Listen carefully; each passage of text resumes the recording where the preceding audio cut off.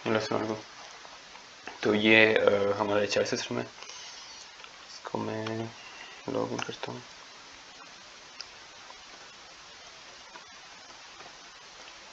अच्छा लॉगिन के बाद जो सबसे पहले हमारे पास सामने जो पेज आता है वो है डैशबोर्ड का, ठीक है। तो डैशबोर्ड में क्या है, डैशबोर्ड में ओवरव्यू बता रहा है कि सिस्टम में और हमारे कंपनी में क्या चल रहा है।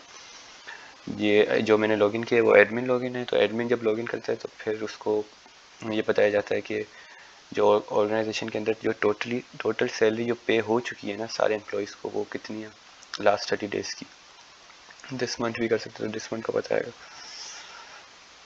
लीव एप्लीकेशंस कितनी अप्लाई की गई है कि एम्प्लॉयज़ ने कि वो छुट्टी करना चाहते हैं। तो इवेंट्स कितने होने वाले हैं, कोई भी इवेंट हो सकता है, कोई मीटिंग है, कोई पार्टी है, कुछ भी।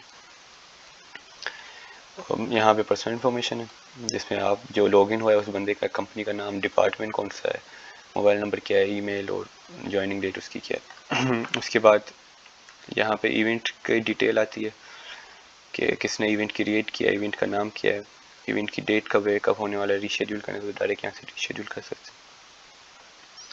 उसके बाद डॉक्यूमेंट की एक्सपायरेशन। अच्छा, एम्प्लॉय सारे अपने डॉक्यूमेंट्स ऐड करते हैं, ये हमारे ऊपर है कि परमिशन देते हैं कि एम्प्लॉय को कि वो डॉक्यूमेंट ऐड करें, या तो डॉक्यूमेंट को तो सिर्फ एडमिन ऐड कर सकता है। एम्प्लॉय की अगर परमिशन हटा देंगे तो फिर एम्प्लॉय ऐड नहीं कर सकेगा। वो कंपनी के ऊपर है कि वो क्या चाहते हैं।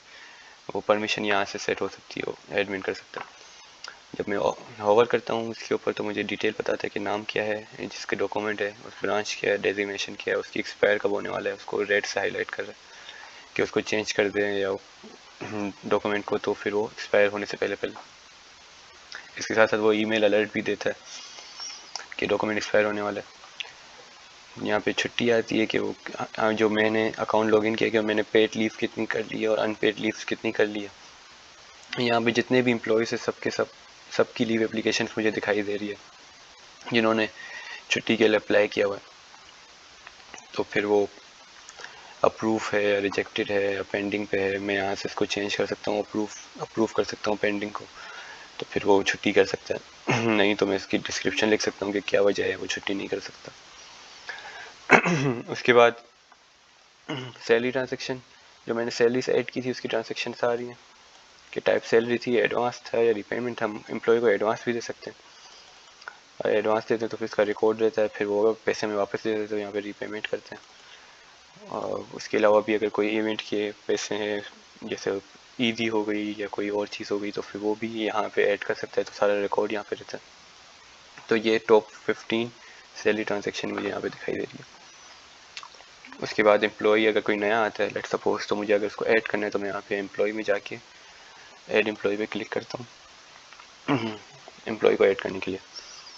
तो इसमें रिक्वायर्ड इन्फॉर्मेशन आई सबसे पहले कि एम्प्लॉय का नाम क्या है, जो ज़रूरी है फिल करना। एम्प्लॉय का नाम क्या है, ब्रांच क्या है, ब्रांच उसकी क्या है, डिपार्टमेंट क्या है, डेजिग्नेशन क्या है, ईमेल आ गया, बेसिक सैलरी आ गई उसकी, अलाउंसेस वगैरह मिला के जो सैलरी बनती है वो आ गई। फिर उसके बाद उसका यूज़र नेम जो एडमिन फर्स्ट टाइम उसका बना के उसको देगा, फिर बाद में वो चेंज कर सकता है।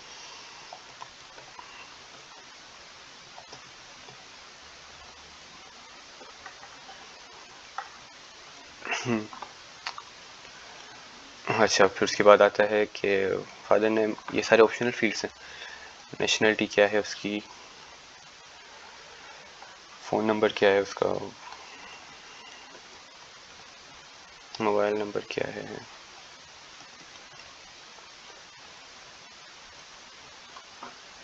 उसकी डेट ऑफ बर्थ आ गई, ज्वाइनिंग डेट जो कंपनी को ज्वाइन उसने किया था उसकी डेट क्या है, अलाउंस अगर कोई है तो वो फिर ये पे स्लिप में नज़र आएगा उसको। कमीशन है तो वो अटेंडेंस आईडी आ गई उसकी। अच्छा, ये अटेंडेंस आईडी वो है जो कि मशीन में उसको असाइन हुई हुई है। जो मशीन के अंदर अटेंडेंस आईडी है वो यहाँ पे दे देते तो ताकि फिर जो मशीन से डेटा आता है तो हमें पता होता है कि मशीन की जो अटेंडेंस आईडी थी वो क्या है, तो उसको इसी ही मतलब यहाँ भी हम एक तरीके से असाइन कर रहे हैं। वो यूज़र जो अटेंडेंस मशीन में बना हुआ है वो इस यूज़र को, तो जो आईडी और अटेंडेंस की वो यहाँ पे वो दे देंगे, तो फिर वो जब भी अटेंडेंस लगाएगा तो वो इसकी अटेंडेंस यहाँ पे शो हो रही होगी। फिर अवेलेबिलिटी, तो अटेंडेंस में हमें ये देखना है कि वो लेट आ रहा है या जल्दी आ रहा है, अर्लियर आ रहा है लेट आ रहा है, तो उसके लिए हम उसका टाइम शेड्यूल टाइम असाइन करते हैं। अगर अवेलेबल है तो फिर वो चेक कर देते हैं, नहीं तो फिर अनचेक कर देते हैं। उसके बाद इसको असाइन कर देते हैं जो भी इसका टाइम है। तो ये इससे थोड़ा इजी हो जाता है, टाइप नहीं करना पड़ता। फिर उसके बाद सबमिट, तो वो यहाँ पे क्रिएट हो गया। इसको व्यू करना है, एम्प्लॉय को सर्च करना है तो यहाँ से सर्च कर सकते हैं, प्रिंट सारी रिपोर्ट कर सकते हैं, CSV में डाउनलोड कर सकते हैं। और उसके बाद इसको व्यू करना है, डिटेल सारी उसको यहाँ से व्यू करेंगे तो वो बता देगा कि हमने अवेलेबिलिटी बनाई है। प्रोफाइल उसकी सारी की सारी यहाँ पे नज़र आ रही है। उसके डॉक्यूमेंट्स जो उसने अगर सबमिट किया तो वो डॉक्यूमेंट भी एक साथ हम सारे यहाँ पे देख सकते हैं। उसकी पे स्लिप भी यहीं पे सारी की सारी देख सकते हैं। और इसके इवेंट्स लोग कब लॉग इन हुआ, उसने क्या सर्च किया, क्या इवेंट्स किया उसने।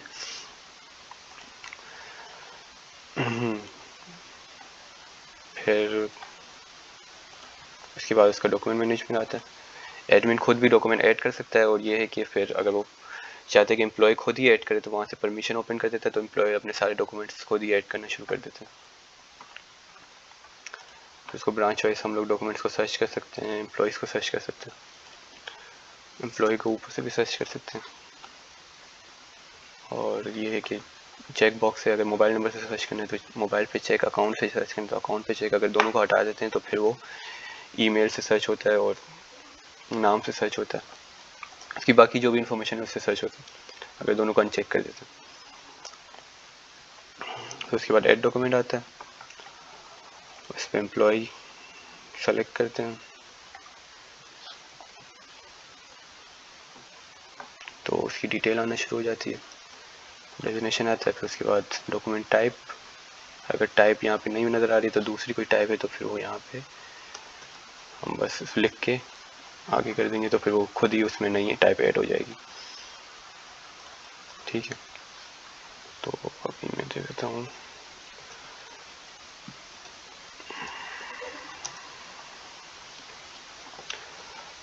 डॉक्यूमेंट नंबर, डिस्क्रिप्शन के कुछ भी, या तो ऑप्शनल है, अगर डालनी तो ठीक है, नहीं तो नहीं। तो फाइल अपलोड कर देंगे, ठीक है, सबमिट करेंगे तो फिर वो हमें यहाँ पे सबमिट हो जाएगा। खैर उसकी परमिशन अभी बंद हुई है। उसके बाद लिस्ट ऑफ एप्लीकेशंस, अच्छा, और list of documents, document add हो गए, उसको व्यू करने तो यहाँ से डायरेक्ट व्यू कर सकते हैं। ठीक है, डाउनलोड करना है डाउनलोड हो सकता है, zoom in zoom out, delete करना है एडिट करना है, एडमिन सब कुछ कर सकते हैं। उसके बाद लिस्ट ऑफ एप्लीकेशंस, अब वो एप्लीकेशन जो एम्प्लॉय जितने भी उन्होंने एप्लीकेशन के लिए अप्लाई किया हुआ है वो सारे यहाँ पे हमें नज़र आ रहे हैं। हम चाहते हैं उसकी एप्लीकेशन को अप्रूव कर ले तो पेंडिंग पे क्लिक करके उसका स्टेटस चेंज कर सकते हैं, अप्रूव्ड, रिजेक्टेड। अगर वो पेड लीव है तो पेड यस, नहीं तो नो। फिर उसके बाद उसको अपडेट कर देंगे डिस्क्रिप्शन डाल के। अगर उसको लीव को हम रिजेक्ट कर रहे हैं तो हम इसको नो करके बता सकते हैं कि भाई क्या वजह है रिजेक्ट की, या कोई मीटिंग वगैरह रखनी है उसके साथ तो फिर रख सकते हैं। ठीक है, उसके बाद ऐड एप्लीकेशन पे फिर वही एम्प्लॉय को सेलेक्ट करना, तो फिर वो बताएगा कि इसका अगर वो लीव पहले से उसकी अप्रूव हो चुकी है और वो लीव आने वाली है तो फिर वो यहाँ पे बताता है कि भाई इसकी लीव एक अप्रूव हुई है, 12 अप्रैल को वो लीव पे जाने वाला है ऑलरेडी। और अगर पहले नहीं हुई और सिर्फ पुरानी तो ये लास्ट लीव बताएगा कि उसने लास्ट लीव कब ली थी, सभी नहीं ली हुई, लास्ट उसने कब लीव ली हुई थी वो बताएगा यहाँ पे। और उसके बाद फिर अगर दूसरी लीव ऐड करनी है तो यहाँ पे एडमिन कर सकता है ऐड, एम्प्लॉय खुद भी ऐड कर सकता है, लेकिन एम्प्लॉय के बाद ये ड्रॉप डाउन नहीं आएगा लीव अप्रूव का और रिजेक्ट का, वो सिर्फ एडमिन के पास ही आएगा। तो सिर्फ एम्प्लॉय सिर्फ अप्लाई कर सकता है, एडमिन उसको अप्रूव कर सकता है। ठीक है। उसके बाद जितनी भी उसकी लीव्स हैं वो सारी यहाँ पे नज़र आ रही है कि एनुअल लीव उसने कितनी ली थी टोटल, हाफ डे लीव उसने कितनी ली थी। हाफ डे लीव 0.5 काउंट होती है। अगर दो हाफ डेज लीव का मतलब कि वो एक हुई, ठीक है। यहाँ पे वो बता रहे हैं कि उसकी पेड लीव 22 है, उसने कितनी लीव्स ली है। अच्छा ये 2020 का बता रहे हैं और ये 2021 का बता रहे हैं। तो फिर ये इस ईयर का जो करंट ईयर है ना उसका ये बता रहा है कि वो टोटल पेड लीव उसको 22 मिली है और 0.5 उसने इस 2021 में उसने हाफ डे लीव एक ली है। अनपेड लीव एक भी नहीं ली गई है। अच्छा, उसके बाद लीव कैलेंडर आता है। तो एम्प्लॉय जब लीव के लिए अप्लाई कर सकते हैं तो देख सकते हैं कि मेरे डिपार्टमेंट का कोई और बंदा है उसने भी अप्लाई किया हुआ है या उसकी पहले से लीव पे है, तो मैं उसको लीव पे जाऊँ या ना जाऊँ। एडमिन भी अप्रूव करते हुए डिसाइड कर सकता है ये कैलेंडर देखते हुए कि इसको लीव अप्रूव करनी चाहिए नहीं करनी चाहिए। तो ये लीव कैलेंडर है। उसके बाद लीव्स की रिपोर्ट्स आती हैं। अच्छा, लीव की रिपोर्ट में सारे एम्प्लॉयज़ जिन्होंने लीव ली उसकी टोटल लीव अलाउ आ रही है और पेड अनपेड जो उसने ली गई है सारी इसकी रिपोर्ट है। उसके अलावा अगर उसको बोनस लीव हमने दी है तो फिर वो बोनस लीव उसकी अलाउ लीव में प्लस हो जाती है। तो फिर यहाँ पे देख सकते हैं कि एक जो ब्लू बार है वो ज़्यादा है। उसके अलावा भी वो एक्सीड कर चुका है पेड लीव, तो ये थोड़ा गलत है। उसको 36 पेड लीव नहीं मिलनी चाहिए, 29 पेड होनी चाहिए और बाकी अनपेड होनी चाहिए। तो यहाँ से हम ये देख सकते हैं कि कोई एक्सीड तो नहीं कर गया लीव्स को। उसके बाद बोनस लीव, किसी एम्प्लॉय को बोनस लीव देनी है यहाँ से दे देंगे तो फिर वो उसकी अलाउ लीव में ऐड हो जाएगी। फिर आता है सर्विसेज, लिस्ट ऑफ सैलरी।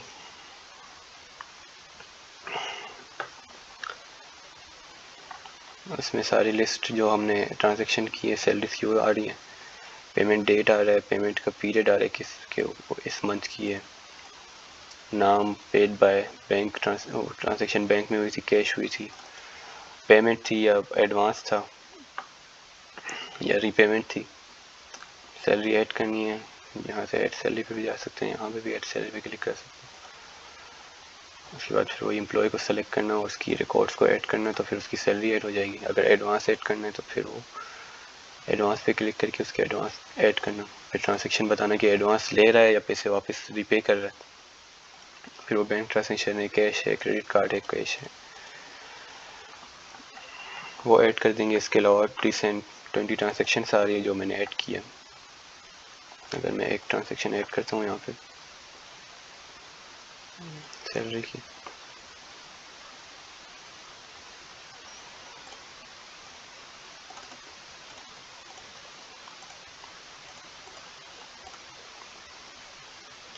उसके बाद दोबारा से उसको अगर ऐड करने जाता हूँ तो मुझे यहाँ पे हाईलाइट करके बताता है कि वो ट्रांजेक्शन पहले से हो चुकी है तो वो दोबारा ऐड ना करे या करे। उसके बाद WPS रिपोर्ट आती है जो दरअसल बैंक के लिए होती है, जो बैंक को हम देते हैं।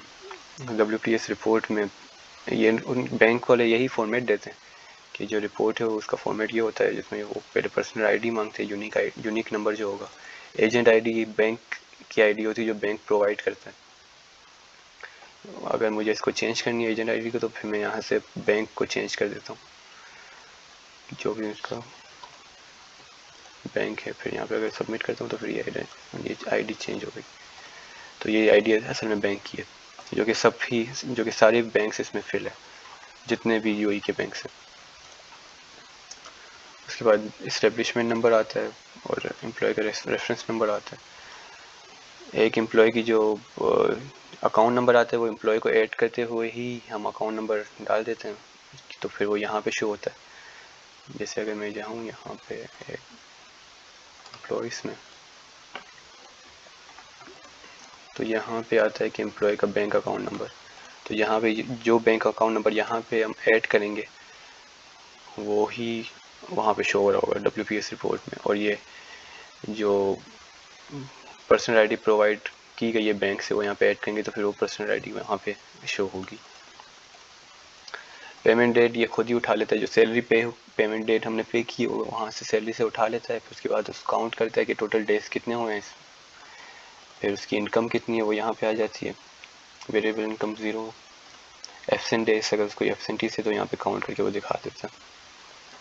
ठीक है, तो फिर ये WPS रिपोर्ट यहाँ से CSV में डाउनलोड हो जाती है, फिर वो डायरेक्टली ही वहीं पे बेच देते हैं।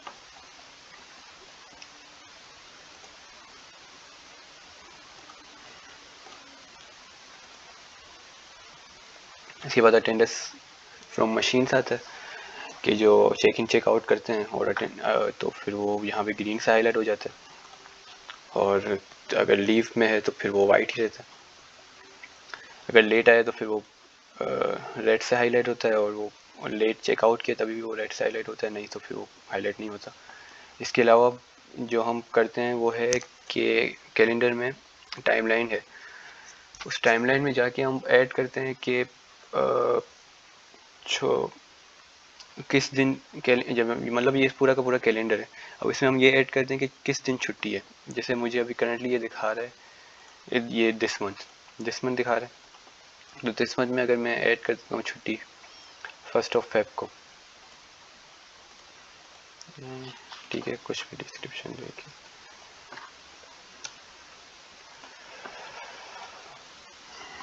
ठीक है। उसके बाद अब मैं वहाँ पे जाता हूँ ना अटेंडेंस के रिपोर्ट्स में, तो यहाँ पे मुझे येलो से हाईलाइट कर रहा है कि ये 1 को ऑफ है, और अगर 1 के दिन चेक इन कर देता है कोई बंदा तो यहाँ पे वो पूरी की पूरी रो येलो से हाईलाइट होती है, कि मतलब कि वो उस छुट्टी वाले दिन भी आ चुका है। और अगर फ्राइडे सैटरडे को अगर वो आता है तभी वो ब्लू से हाईलाइट होता है पूरा, कि ये वीकेंड पे प्रेजेंट था, नहीं तो फिर वो बस उसकी duty start date and date जो हमने असाइन किया था शुरू में एम्प्लॉय बनाते हुए वो यहाँ पे आ रहा है, तो उससे ही पता चल रहा है कि चेक इन लेट हुआ है या अर्ली हुआ है। उसकी ड्यूरेशन आ जाती है टोटल, और टोटल वर्किंग ड्यूरेशन यहाँ पे आ जाती है, जो ड्यूटी स्टार्ट और ड्यूटी एंड की है, और चेक इन चेक आउट की जो ड्यूरेशन है वो यहाँ पे आ रही है।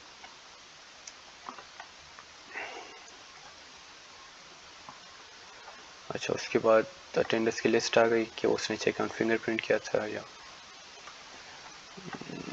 कुछ और। लिस्ट ऑफ लॉगिन्स आ गए, कब उसने लॉग इन किया, कब उसने लॉग आउट किया सिस्टम से। अच्छा, एक और चीज़ है वो है सर्विसेज में सैलरी की पे स्लिप्स, वो पे स्लिप्स को भी यहीं से डायरेक्ट डाउनलोड कर सकते हैं।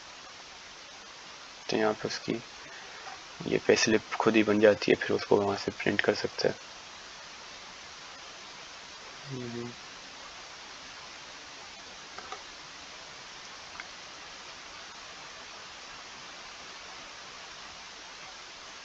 या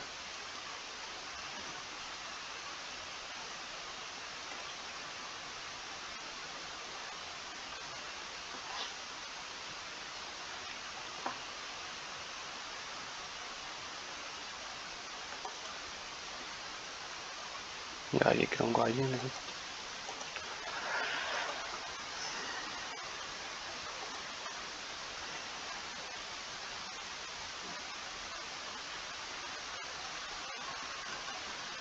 खैर वो यहाँ पे प्रिंट बता देते हैं, ओके ओके। सैलरी जो भी उसकी, ये यही चीज़ उसको प्रिंटर की स्क्रीन में दिखा देता है कि वो किस तरीके से प्रिंट होने वाला है।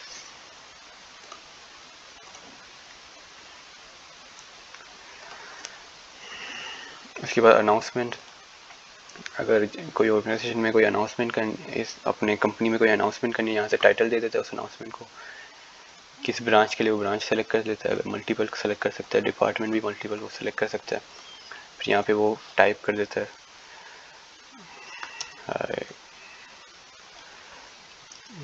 तो फिर उसके बाद जब वो सबमिट करता है उस अनाउंसमेंट को, तो फिर ये सबको सिस्टम से ही सबको ईमेल हो जाती है यहाँ से कि जो भी अनाउंसमेंट की है, किसने अनाउंसमेंट की है, फिर यहाँ पे डिटेल दिखाता है अनाउंसमेंट किसने क्रिएट की है, टाइटल क्या है, ब्रांच किया है।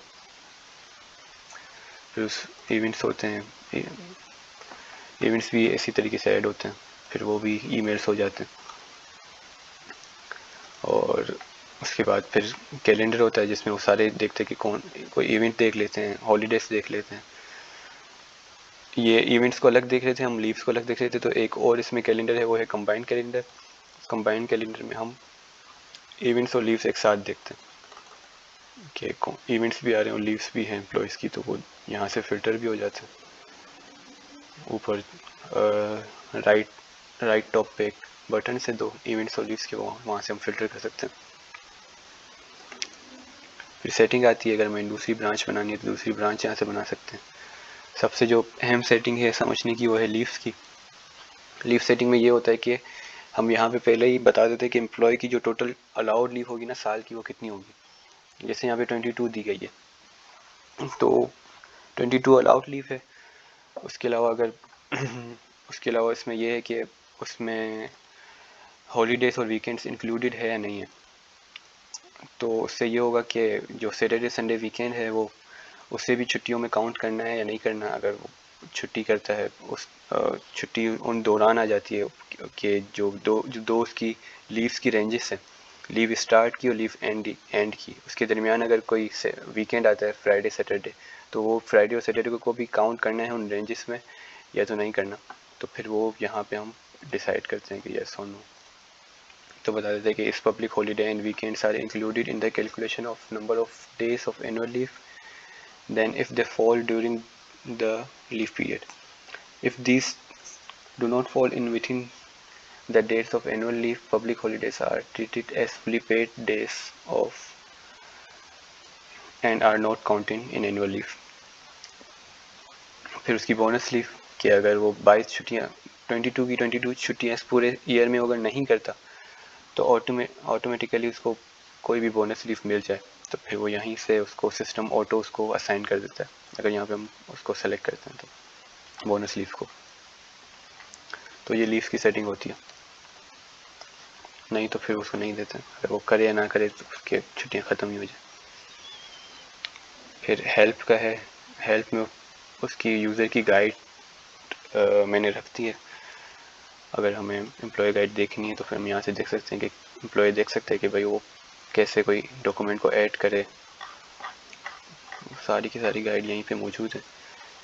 अटेंडेंस रिपोर्ट्स कैसे देखे, एडमिन को देखनी है तो एडमिन भी देख सकते हैं कि फिर वो अगर कोई न्यू एम्प्लॉय आया है तो वो इस न्यू एम्प्लॉय को ऐड करना चाहते हैं तो फिर वो कैसे ऐड करे। यहीं से वो सारी की सारी अपनी गाइडलाइंस देख सकते हैं। ठीक है,